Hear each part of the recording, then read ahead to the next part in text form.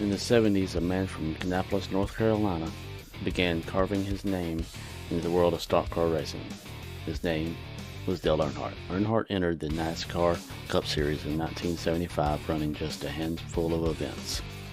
He had no major backing, no powerhouse team, but what he did have was instinct, a razor-sharp feel for a race car that separated him from the rest.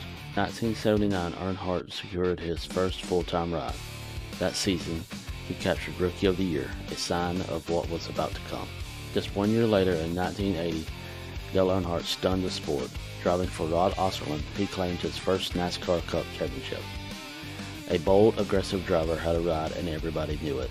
The mid-80s saw Earnhardt find his defining partnership with Richard Childress Racing. Behind the wheel of what would soon become legendary black No. 3 Chevrolet, Earnhardt adopted a style that was fearless, sometimes controversial, but always unforgettable. By the late 80s, Earnhardt's dominance intensified. He captured championships in 1986 and 1987, marking the beginning of one of NASCAR's greatest dynasties. From the rough, uncertain starts of the 1970s to the heights of the championships in the 1980s, Earnhardt's rise was the making of a legend the racing world would never forget. The 90s marked the decade when Dale Earnhardt didn't just race, he ruled. From heartbreak to dominance, from controversy to triumph, the 90s defined the legend of the Intimidator. Dale Earnhardt entered the 1990 season hungry. The championship had slipped out of reach in '89 and wasn't about to let it happen again. Driving for Richard Childress Racing, Earnhardt opened the decade with a clear message. He was still the man to beat. The 1990 Daytona 500 delivered one of the most painful moments of his career. Leading with half a lap to go, a cut tire destroyed his shot at the one race he wanted the most. But Dale didn't crumble, he refocused. He won 9 races that year and captured his 4th Cup championship. In 1991, Earnhardt backed it up with another championship. The No. 3 team had become a machine, fast, ruthless, and consistent. Though 1992 saw the rise of young stars, in one of the sport's most competitive seasons, Earnhardt returned in force in 1993. He claimed his 6th championship that year, but it was 1994 that cemented his legacy. Earnhardt won his 7th Cup championship, joining Richard Petty as the only driver with 7 titles. It was a moment that transformed him from superstar to icon. Earnhardt in the 90s wasn't just a racer, he was a presence.